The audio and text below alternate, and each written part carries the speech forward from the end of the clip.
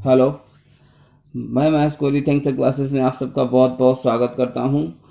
आज हम लोग क्लास 6 का हिस्ट्री का मॉडल एक्टिविटी टास्क हम लोग देखेंगे। और यदि आपने अभी तक थैंक्स सर चैनल को सब्सक्राइब नहीं किया है तो ज़रूर से ज़रूर कर ले। तो चलिए हम लोग बिना देरी किए हुए आज का वीडियो शुरू करते हैं। आज हम लोग पार्ट 1 और पार्ट 2 दोनों देखेंगे, ठीक है। तो चलिए हम लोग शुरू करते हैं। देखिए, सबसे पहला क्वेश्चन है इसमें, मतलब पहला देखिए जो पाठ हम लोग का आया है कहाँ से, भारतीय उपमहाद्वीप के आदिमानव और भारतीय उपमहाद्वीप के प्राचीन इतिहास की धारा, ये 2 चैप्टर से आया हुआ है। तो चलिए फटाफट हम लोग क्वेश्चन सब देख लेते हैं। देखिए, आदिमानव के हथियार के उपयोग का सचित्र वर्णन करें, ठीक है, 50 से 60 शब्दों में। धातु, चक्का, आग, इन तीनों में कौन आदिमानव के जीवन में पहला आवश्यक आविष्कार मानते हो, ठीक है। उसको 2 से 3 वाक्यों में लिखना है। मान लो कि तुम प्राचीन काल की हड़प्पा सभ्यता के महत्वपूर्ण शहर में गए हो, जहां जाकर तुम क्या देखो, ये उसका एक चार्ट बनाना है, ठीक है। नीचे दिए कौन कौन कारण सिंधु नदी के निकट हड़प्पा सभ्यता की शहरों के प्रादुर्भाव के लिए आवश्यक थे, ठीक है। कौन कौन से कारण आवश्यक थे, क्योंकि शहरों का विकास हुआ है सिंधु नदी के तट पर, तो उसका क्या कारण हो सकता है कि सिंधु नदी से पेयजल मिल जाता है, ठीक है। तो वहाँ पर शहर बनने का एक कारण ये भी है कि वहाँ पर पेयजल का सुविधा है, ठीक है, कि सिंधु नदी से पीने का पानी मिल जाता है। सिंधु नदी के निकट माटी उर्वरा थी, तो नदी का निकट माटी क्या होती है, उर्वरा होती है, जिससे कि कृषि कार्य आसानी से हो सकता है, ठीक है। और फिर सिंधु नदी जाने पर वाणिज्य होता है, ठीक है। और सिंधु जहाँ पर कृषि कार्य हो सकता है वहाँ पर व्यापार हो सकता है, वाणिज्य हो सकता है, ठीक है। तो इस कारण से ये तीनों का तीनों हमारा आंसर क्या हो जाएगा, तीनों सही हो जाएगा। केवल ये डी जो है ये नहीं होगा, क्योंकि यहाँ लो एस्क मिलता है, ये ऐसा कोई बात नहीं है। और उस वक्त लोहा का आविष्कार भी नहीं हुआ था, लोहा का खोज भी नहीं हो सका था। तो इस कारण से हम लोग को ये A B क ख ग ये सही होगा। चलिए हम लोग अब क्वेश्चन को हम लोग आंसर के साथ देखते हैं। आदि मानव के हथियार के उपयोग का सचित्र वर्णन करना है, ठीक है। चलिए फटाफट कर देख लेते हैं। आदि मानव के हथियार का उपयोग उनकी विकास के साथ साथ बदलता रहा। आदि मानव के हथियार के उपयोग को इस प्रकार हम लोग देख सकते हैं, ठीक। किस प्रकार देखेंगे, देखिए, जब आदि मानव जानवर से मनुष्य, जानवर का मतलब यहाँ जानवर नहीं होगा, सॉरी ये एप होगा, ठीक है। एप मतलब क्या हो गया, बंदर, ठीक है। जब आदि मानव बंदर से, बंदर से फिर मनुष्य जब वो कहलाया, ठीक है। तो जब आदि मानव एप से मनुष्य अर्थात कि ओस्ट्रो, ठीक है, ये ओस्ट्रो होगा, ओस्ट्रोलोपिथेकास कहलाते थे, ठीक है। तब वो पेड़ की डाल से धक्का मारने तथा पत्थर फेंकने का प्रयास करते थे, ठीक है, जबकि वो एप से मनुष्य बना था तब। अब देखिए दूसरा क्या है, जब आदिमानव 10 मनुष्य अर्थात होमो हेबिलस कहलाते थे, तब ये लोग पहले पत्थर को अस्त्र के रूप में प्रयोग करके एक पत्थर से दूसरे पत्थर पर प्रहार करके पत्थर का अस्त्र बनाते थे। मतलब कि एक पत्थर कोई अस्त्र का रूप में प्रयोग करके, मतलब भाला के रूप में प्रयोग करके फिर इसी से मार मार के दूसरा हथियार तैयार करते थे। तो इस तरह से हथियार बनाए जाते थे। जब आदिमानव सीधा खड़ा होने वाला मनुष्य बना अर्थात होमो इरेक्ट्स बना, तब ये लोग ही सबसे पहले नुकीले पत्थर का अस्त्र बनाए थे और अंतिम समय में उन्होंने कुल्हाड़ी बनाया था। और जब आदिमानव बुद्धिमान मनुष्य अर्थात होमो सेपियंस कहलाया, तब ये लोग छोटे नुकीले और धारदार पत्थर का हथियार बनाना सीख गए थे। यह बर्छी, भाला जैसे हथियार पत्थर से बनाना जानते थे, ठीक है। तो ये क्वेश्चन का आंसर हो गया। अब हम लोग नेक्स्ट क्वेश्चन की ओर चलते हैं। देखिए लास्ट में लिख देंगे कि उपरोक्त बिंदुओं से हम आदि मानव के हथियार के उपयोग तथा विकास के क्रम को देख सकते हैं। तो हमारा ये आंसर पूरा कंप्लीट हो गया। और हाँ, इसमें देखिए चित्र भी बनाने के लिए बोला गया है। तो चित्र में देखिए आप यहाँ से उसका नाम के साथ साथ देकर बना सकते हैं। जैसे कि देखिए 1 नंबर में बेदनी का ये चित्र है, ठीक है।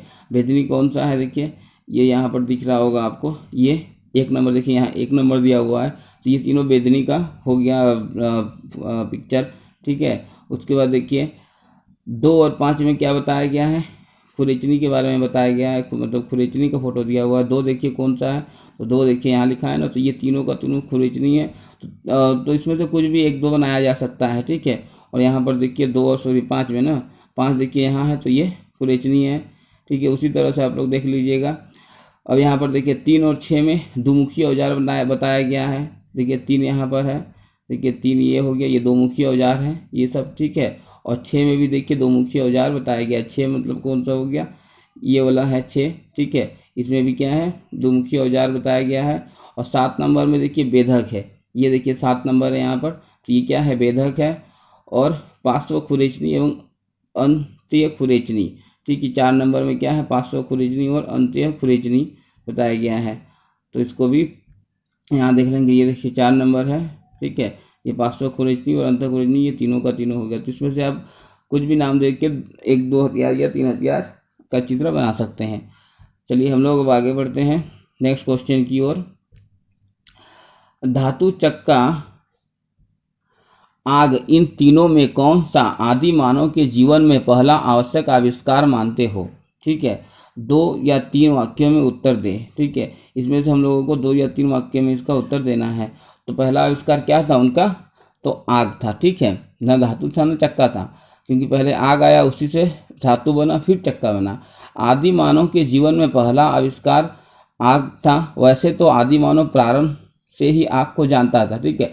एक्चुअली आग से वो प्रारंभ में ही वो परिचित था, परंतु बाकी प्राणियों की तरह वह भी आग से डरता था। फिर धीरे धीरे कर उसने उसका प्रयोग करना सीखा। जब वे पत्थर का हथियार बनाते होंगे तब पत्थर से पत्थर टकराकर अचानक आग निकला होगा, और इस तरह उन्होंने आग जलाकर इसका प्रयोग करना सीखा होगा। मतलब कि पहले पत्थर से पत्थर टकराकर आग निकलता, तो फिर उसको वो कुछ करके आग का आविष्कार किए होंगे, ठीक है। तो ऐसा ही अनुमान है। और आग का जो उनको ज्ञान पहले से ही था, ठीक है। जैसे कि गर्मी के दिनों में क्या होता है कि जंगल वंगल में आग लग जाता है, ठीक है। तो जैसे बाकी जानवर आग से डरते थे, तो उसी प्रकार आदि मानव जो थे वो भी आग से डरा करते थे। चलिए नेक्स्ट क्वेश्चन। मान लो तुम प्राचीन काल का हड़प्पा सभ्यता के महत्वपूर्ण शहर में गए हो और वहां जाकर तुम क्या क्या देखोगे, इसका एक चार्ट बनाओ। देखिए अब चार्ट बनाना है, फटाफट बना देंगे। हड़प्पा सभ्यता के नगरों में क्या क्या चीज़ देखिए दिखाई पड़ेगी।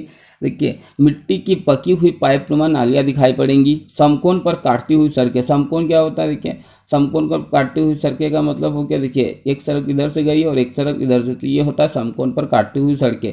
पक्की ईंटों के घर दिखाई पड़ेंगे। समुचित जल निकासी व्यवस्था, ठीक है। अब जहाँ पर नालियाँ होंगी वहाँ पर ऑब्वियसली जल निकासी व्यवस्था तो अच्छी होगी, तो वो भी दिखाई पड़ेगी। फिर गलियों में खुलने वाले दरवाजे और खिड़कियाँ, ठीक है।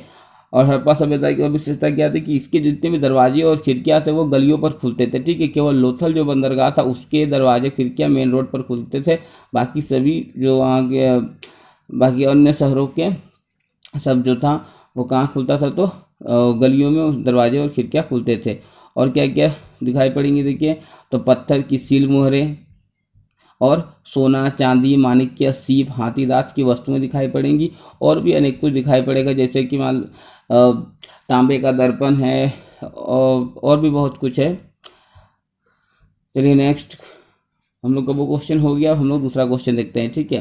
देखिए नीचे दिए गए शब्दों के संबंध में एक एक वाक्य लिखना है, ठीक है। होमो इरेक्स, भीमबेटका, घर अथवा सिटाडेल, और एक तो क्वेश्चन है और ये सब। चलिए हम लोग फटाफट करते हैं क्वेश्चन को, यहाँ नहीं यहाँ पढ़ते हैं। देखिए सबसे पहले हम लोग को पूछा गया है होमो इरेक्स और भीमबेटका, इसमें एक एक वाक्य बस लिखना है। तो हम लोग देखिए कुछ भी लिख सकते हैं इसमें, तो हम लोग उसी चीज़ को लिखेंगे, ज़्यादा फायदेमंद होगा, उसको डिफाइन कर देंगे उसी चीज़ को। देखिए होमो इरेक्स क्या है, सीधा होकर खड़ा होने वाला मनुष्य होमो इरेक्स कहलाया, ठीक है। देखिए इसको डिफाइन कर दिए, हो गया सेंटेंस। भीमबेटका की गुफा की दीवार पर आदि मानव द्वारा बनाया गया चित्र मिला है, ये इसका हो गया। हड़प्पा नगर की बस्ती के ऊंची इलाके को गढ़ कहा जाता था, ठीक है, तो ये भी हो गया। अब नेक्स्ट देखते हैं, आदि मानव खाना बदोश थे। 3 वाक्यों में अपने उत्तर दीजिए, ठीक है। खाना बदोश मतलब क्या होता है, भटकने वाला, इधर उधर जो भटकते थे, ठीक है। आदि मानव जब खेती करना नहीं जानते थे तब उनका स्थायी निवास स्थान नहीं होता था, ठीक है। क्योंकि जब खेती करने का जरूरत नहीं था तो उस वक्त नहीं उनका जो स्थायी निवास होता था नहीं होता था, तब वे भोजन की तलाश में झुंड बनाकर एक जगह से दूसरी जगह जाया करते थे, इसलिए उनको खाना बदोश कहा गया, ठीक है। क्योंकि जब वो खेती करना नहीं जानते थे, तो अब देखिए जो खेती करेंगे तब खेतों को देखने के लिए उनको एक ही जगह पर रहना पड़ता होगा, ठीक है। तो इस कारण से वो लोग स्थायी जब खेती करना शुरू किए तो स्थायी निवासी बनना शुरू कर दिए, ठीक है। और जब खेती नहीं करते थे तब इधर उधर भटकते थे। अब हम लोग का देखिए नेक्स्ट क्वेश्चन है स्थिति, समयकाल और विशेषता। तो मेहरगढ़ और हड़प्पा सभ्यता का बताना है। तो हम लोग देखिए मेहरगढ़ का देख लेते हैं सबसे पहले। देखिए मेहरगढ़ का जो स्थिति क्या है, मेहरगढ़ पाकिस्तान के बलूचिस्तान के बोलन गिरिपथ के कुछ दूरी पर है और इसका जो टाइम है ईसा पूर्व 7000 से ईसा पूर्व 5000 तक हो गया। और इसकी विशेषता क्या है, कृषि निर्भर सभ्यता है, पत्थर तथा धूप में सुखाए हुए ईंटों का प्रयोग होता था, समाधि स्थल यहाँ की प्रमुख विशेषता रही है, ठीक है। और हड़प्पा सभ्यता का देख लेते हैं। तो हड़प्पा सभ्यता की स्थिति कहाँ है, तो सिंधु नदी के घाटी पर हड़प्पा सभ्यता विकसित हुई थी। ईसा पूर्व 2600 से ईसा पूर्व 1500 तक ये सभ्यता का टाइम पीरियड है। और पत्थर और तांबे का इसमें प्रयोग होता था। कृषि और वाणिज्य निर्भर सभ्यता थी। और इसकी महत्वपूर्ण विशेषता क्या है कि यहाँ पर बृहद स्नानागार प्राप्त हुआ है, ठीक है। तो इस तरह से हम लोगों ने इस क्वेश्चन को पूरा कंप्लीट कर लिया। Your one like is so valuable for us. Your one like inspire us to make more videos. So like and subscribe this channel. ठीक है, आपका एक लाइक भी हमारे लिए बहुत महत्वपूर्ण है। तो इसलिए इस चैनल को इस वीडियो को लाइक करना ना भूलें। और इस चैनल को अभी तक सब्सक्राइब नहीं किए हैं तो ज़रूर से ज़रूर कर दें। और इस वीडियो को अपने दोस्तों के साथ शेयर कर दें जिससे कि आपके साथ साथ उनका भी फ़ायदा हो जाए। आपने अपना कीमती समय मुझे दिया, इसके लिए आपका बहुत बहुत धन्यवाद।